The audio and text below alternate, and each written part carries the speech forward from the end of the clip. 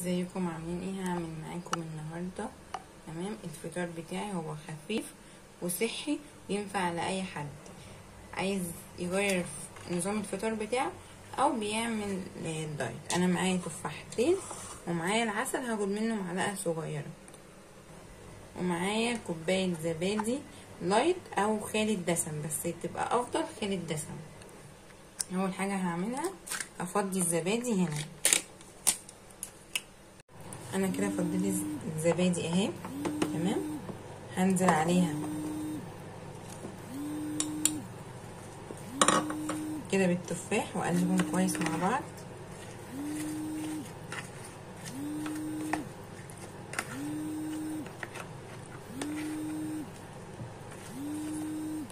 اجيب كده العسل وانزل بمعلقه بالظبط واحطها هنا كده على التفاح والزبادي، وهقلب كويس